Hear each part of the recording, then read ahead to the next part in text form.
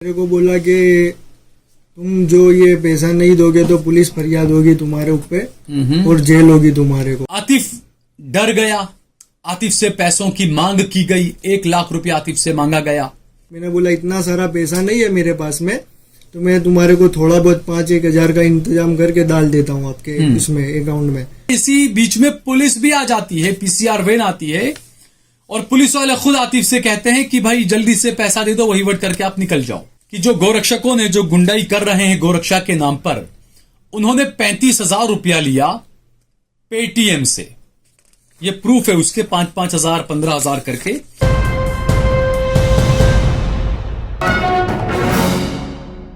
मैं हूं सहल कुरैशी। दोस्तों, बकरीद का मौका है और जिस तरीके से देश भर में अलग अलग जगहों से जो खबरें आ रही है, हमेशा की तरह इस बार भी गोरक्षा के नाम पर और जीव दया के नाम पर हिंदू संगठन के कुछ लोग गुंडाई कर रहे हैं, या हिंदू संगठनों के नाम पर कुछ लोग गुंडाई कर रहे हैं। अगर बात करें गुजरात की, मोदी का गुजरात, अमित शाह का गुजरात, महात्मा गांधी का गुजरात। एक बार प्रधानमंत्री नरेंद्र मोदी ने कहा था कि जो गोरक्षक हैं उनमें ज्यादातर जो हैं वो गुंडे हैं और तोड़बाजी करते हैं। मैं कभी कभी ये जो गौरक्षा के नाम पर कुछ लोग अपनी दुकानें खोल करके बैठ गए हैं,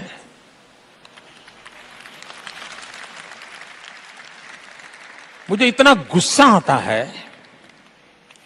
गौ भक्त अलग है, गौ सेवक अलग है।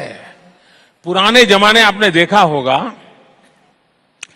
कि बादशाह और राजाओं की लड़ाई होती थी, तो बादशाह क्या करते थे, अपनी लड़ाई की फौज के आगे गाय रखते थे। राजा को परेशानी होती थी कि लड़ाई में अगर हम शस्त्रों का वार करेंगे तो गाय मर जाएगी, तो पाप लगेगा, और इसी उलझन में वो हार जाते थे। और वो भी बड़ी चालाकी से गाय रखते हैं। मैंने देखा है कि कुछ लोग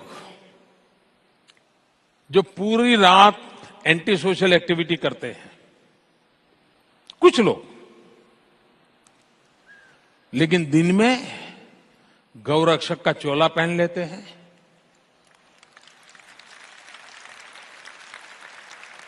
मैं राज्य सरकारों को अनुरोध करता हूं कि ऐसे जो स्वयंसेवी निकले हैं, अपने आप को बड़ा गौरक्षक मानते हैं, उनका जरा डोजियर तैयार करो।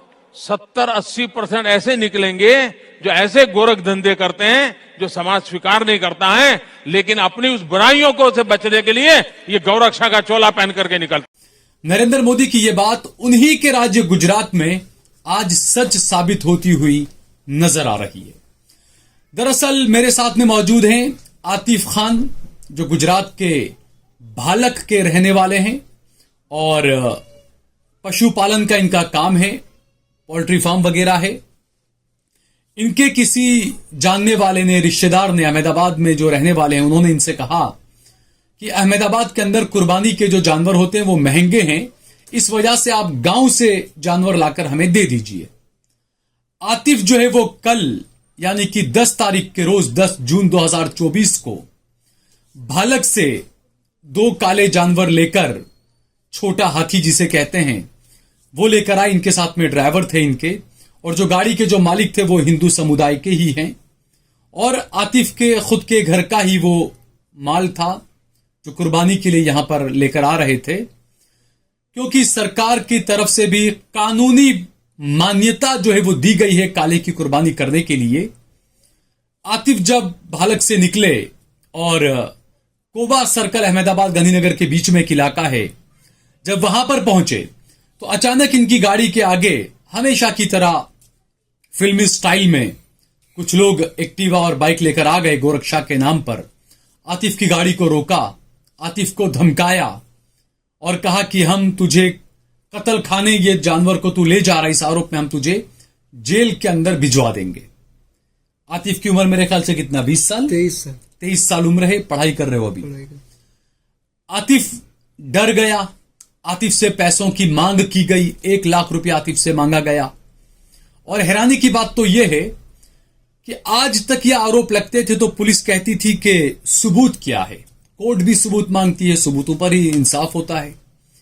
इस बार जो है वो पुख्ता सबूत मिले हैं। जो गौरक्षा के नाम पर योगेश और चिराग, ये दो हैं, चिराग उर्फ रॉकी और योगेश, इन दोनों ने पैसों की जो मांग की 1 लाख रुपया, लेकिन डील हुई। और हैरानी की बात तो यह कि इसी बीच में पुलिस भी आ जाती है, पीसीआर वैन आती है और पुलिस वाले खुद आतिफ से कहते हैं कि भाई जल्दी से पैसा दे दो, वहीवट करके आप निकल जाओ। ये पूरे प्रूफ है, मैं स्क्रीन पर आपको दिखाऊंगा कि जो गौरक्षकों ने जो गुंडाई कर रहे हैं गौरक्षा के नाम पर, उन्होंने 35,000 रुपया लिया पेटीएम से। ये प्रूफ है उसके, 5-5 हजार 15,000 करके। आतिफ से हम बात करेंगे। आतिफ, जो बात मैंने बताई यही सब हुआ था और क्या क्या हुआ था, कैसे हुआ था, आप क्या करते हो? मैं भलाई करता हूँ। मेरे को बोला कि तुम जो ये पैसा नहीं दोगे तो पुलिस फरियाद होगी तुम्हारे ऊपर और जेल होगी तुम्हारे को, उससे अच्छा है पैसे भर। ये गौरक्षकों ने कहा था या पुलिस ने कहा था? गौरक्षक ने बताया। ये जो चिराग और योगेश इस दोनों ने बताया था। अच्छा। हाँ, बोले पैसा भर के निकल जाओ या तो फिर। कितना रुपया? पहला 1 लाख रुपए देने का बोला मेरे। 1 लाख रुपया? हाँ, मैंने बोला नहीं इतना सारा नहीं, 5,000 ले लो। मैं डर गया था, मैंने बोला मैं तब डरे थे, अभी आवाज नहीं निकल रहा, अब तो आवाज थोड़ा जोर से निकालो। हाँ। मेरे को बोला गया कि पुलिस फरियाद होगी तो पैसा भर दो आप। मैंने बोला इतना सारा पैसा नहीं है मेरे पास में, तो मैं तुम्हारे को थोड़ा बहुत 5-1 हजार का इंतजाम करके डाल देता हूँ आपके इसमें अकाउंट में। तो बोले नहीं आपके पास कैश कितना पड़ा हुआ है? तो मेरे खिसे में 17,000 कैश थी और उन्होंने 15,000 कैश ले ली। 2,000 मेरे को दिया कि लो आगे खर्चा बर्चे के लिए। 2,000 मेरे को रिटर्न दे दिया और 15,000 उनके पास रखा और दूसरे 20,000 ट्रांसफर किए जीपे से। तो इसमें ये पहले 5,000 किए, फिर वो 5,000 उसने वापस किए, वो क्या था मामला? वो अपने भाई को फोन करा, वो पुलिस में उनको फोन करा तो उन्होंने बात की तो उन्होंने वापस डाल दिया और बोले मैं पुलिस में फरियाद करता हूँ। तो फिर मैंने यानी पहले 5,000 ऑनलाइन तुमसे लिए, हाँ, तुमने किसी जानने वाले से, पुलिस वाले से अहमदाबाद में बात करवाई उनसे। हाँ। तो उसने 5,000 आपको वापस दे दिया, ऑनलाइन ट्रांसफर कर दिया वापस। फिर बोलता है मेरे को ज्यादा चाहिए अब पैसे। अच्छा। हाँ, ऐसा बोलता है। क्योंकि जो पुलिस वाले तो भी मुसलमान ही थे आपके। हाँ, शायद जिनसे आपने बात करवाई थी। जिनसे बात करवाई हाँ, थी। उसके बाद बोला पैसे डाल दो फिर मैं जाने देता हूँ। तो मैंने बोला अभी पैसे का इंतजाम नहीं है, तुम गाड़ी जाने दो, मैं यहाँ पे ही हूँ आपके पास शाम तक, मैं पैसे का इंतजाम कर देता हूँ। फिर बोले नहीं मैं माल वाल नहीं। पुलिस वाले कब आए थे वहाँ? पुलिस वाले वो तो गाड़ी पकड़ी ऐसे उसने फोन कर दिया था। उसी ने फोन किया पुलिस वाले को, गौरक्षक नहीं? वही ने फोन कर दिया था। ओके, फिर क्या हुआ? फिर पुलिस आई, पुलिस ने बोला कि पुलिस की पूरी पीसीआर वान थी? पीसीआर वान थी। कितने लोग थे उसमें पुलिस उसमें? एक ड्राइवर था, एक आगे बैठा हुआ था और एक पीछे में पुलिस वाले थे। हाँ, फिर उन्होंने बोला जो उसको बोला बंदे को जो लेवल देवल वो बता के जो बंदे की गाड़ी लेना देना जो भी है करके जाना। पुलिस वाले ने कही ये बात? पुलिस वाले ने तुम्हारे सामने? मेरे सामने। अच्छा। हाँ, तो फिर लेवल देवल करके हमको लेवल देवल में क्या किया? फिर कितना रुपया तुमने कैश दिया, कितना ऑनलाइन ट्रांसफर किया? 15,000 कैश दिया और 20,000 ट्रांसफर किया। किस पर ट्रांसफर किया? ये क्या विक्की पे। विकी पर आपने? जिसका चिराग उर्फ विकी उसका नाम है, चिराग इलियास विकी। तो गूगल पे से या पेटीएम से या कैसे किया? गूगल पे से उसको ट्रांसफर किया पैसा।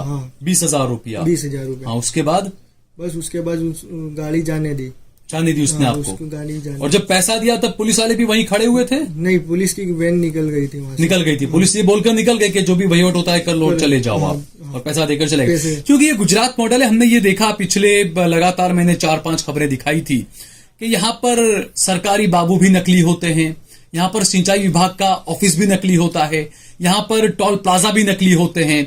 हो सकता है यहाँ पर पुलिस की गाड़ी और पुलिस भी नकली हो या इस तरह का खड़ा कर दिया जाए, लेकिन ये पूरे प्रूफ है यहाँ पर। और जिस तरीके से आतिफ ने जो बताया कि गूगल पे के जरिए गौ रक्षकों ने पैसा लिया 20,000 रुपया और उसके अलावा 15,000 रुपया कैश लिया आतिफ से, और उसके बाद तुम्हें जाने दिया। तुम्हें डर लगा कि फंसा देंगे इसलिए पैसा दे दिया। बोला कि पुलिस फरियाद होगी, तुम्हारी बड़ाई चलती है, उससे तो अच्छा है पैसे दे दो। तो उसमें ये कहा गया कत्ल खाने लेकर जा रहे थे, जबकि क्या था, कहाँ लेकर जा रहे थे? नहीं, ये बकरा ईद का था तो भाई ने मंगवाए थे गाँव से, तो मैं लेके आ रहा था। अच्छा, आपके भाई के पास से आप लेकर आ रहे थे गाँव से? क्योंकि आपका काम यही है, आपका पोल्ट्री फार्म वगैरह है और गोपालक और ये सारा काम है आपका, पशुपालन ही आपका काम है। उन्होंने दूसरी गाड़ी पकड़ी और बोले तू निकल ले। अच्छा, तुम्हारे सामने दूसरी गाड़ी पकड़ी और तुम्हें बोला जाओ अब जाओ। अच्छा, वो गाड़ी में क्या था? तुम्हारे गांव की थी क्या? नहीं, हमारे गांव की नहीं थी, कोई दूसरी गाड़ी थी, दूसरे गांव की गाड़ी थी। अच्छा, उसके बाद क्या हुआ? फिर तुम अहमदाबाद पहुंचे, उसके बाद? बस अहमदाबाद पहुंच के हमने भाई के वहां पे उतार दिया। और फिर ये बात तुमने बताई, पुलिस कंप्लेन तुमने की, कैसे हुआ, क्या हुआ? नहीं, वो भाई को बताया, मैंने बोला ऐसा ऐसा मेरे साथ में हुआ, तो बोले कि बताया क्यों नहीं, मैं वहां पे आ जाता, तूने बताया होता तो। मैंने बोला पुलिस फरियाद का बोल देला, तो मैंने पैसे जीपे कर दिए। तो भाई ने बोला चल अब अपने कर दे कुछ। तो कुछ गलत नहीं था तो क्यों डर गए पुलिस कंप्लेन से? मेरे को ऐसा लगा पढ़ाई करते कुछ हो सकता है, इसीलिए मैंने बोला फ्यूचर में आगे कोई तकलीफ ना हो जाए, जबरदस्ती कुछ फंसा ना दे इसी के लिए। हाँ। उसके बाद बस उसके बाद फिर भाई ने कंप्लेन कब किया, क्या हुआ? कंप्लेन तो फिर भाई ने सबको पूछ परछ करके ने आगे की कार्यवाही चालू की। लेकिन उसमें भी ये हुआ कि आप पहले किसी पुलिस स्टेशन गए तो आपसे कहा कि हमारे इलाके में नहीं, हमारे इलाके में नहीं, आप कहीं और जाइए। ये भी पहले हुआ सारा आपके साथ में। हाँ। उसके बाद कंप्लेन दर्ज कर लिया। उसके बाद कंप्लेन दर्ज किया। तो आप क्या कहोगे, गौरक्षकों के साथ में अनुभव कैसा रहा आपको, क्या कहेंगे आप?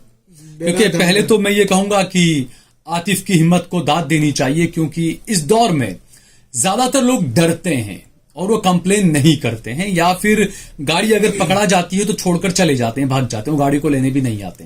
उनको डर इतना ज्यादा लगता है कि पता नहीं हमको फंसा देंगे। और मुझे ऐसा लगता है कि ज्यादा डर ये रहता होगा कि देश भर के जो माहौल के मुताबिक जो वीडियो सामने आते हैं कि जब कोई ऐसी गाड़ी रोकी जाती है, पूरा एक मोब आ जाता है गौरक्षा के नाम पर, और ड्राइवर कंडक्टर अगर मुसलमान होता है तो उसको पीटना शुरू कर देते हैं। इस तरह की घटनाएं होती है। शायद यही एक बड़ी वजह होगी कि लोग जो है वो भाग जाते हैं ज्यादातर। और जैसा आतिफ ने बताया, चूंकि मैंने बताया 22-23 साल का लड़का है, पढ़ाई कर रहा है, डर ये लगा कि कहीं झूठे केस में मुझे उलझा न दिया जाए, फंसा न दिया जाए, इस वजह से गोरक्षकों को इसने पैसे दे दिए। उसके बाद कंप्लेन लेने के लिए भी इन्हें इधर से उधर भटकाया गया। कोबा से कहा आप वहां जाइए, गांधीनगर जाइए, इन्फोसिटी जाइए, यहां जाइए, वहां जाइए। उसके बाद में आखिर आज जो है वो कंप्लेन हो चुकी है। अब पुलिस पर यहां पर सवाल उठ रहे हैं कि जैसा आतिफ ने बताया कि पीसीआर वैन वहां पर आई, पुलिस वालों ने खुद ने कहा कि भाई पैसा ले देकर मामले को निपटा दो, और उसके बाद में पैसा लेन देन हुआ। क्या वो पुलिस वाले जानते थे वो गोरक्षक कौन है? क्या पुलिस वालों के साथ भी ये उगाही का मामला, रंगदारी का मामला चल रहा है? कई तरह के सवाल उठ रहे हैं। गुजरात पुलिस को, गुजरात के मुख्यमंत्री को, डीजीपी साहब को, और खासकर गुजरात के गृह मंत्री हर्ष संघवी साहब को इस बारे में जरूर ध्यान देना चाहिए कि कम से कम आप पूरा साल धर्म के नाम पर जो नंगा नाच करना है करते रहते हैं, कम से कम ये 8 दिन जो बकरीद के रहते हैं, जो त्योहार के रहते हैं, उसको कम से कम संभाल लें, माहौल को खराब न होने दें। इसकी पूरी जिम्मेदारी जो है वो गृह मंत्री की, मुख्यमंत्री की और राज्य के डीजीपी की है।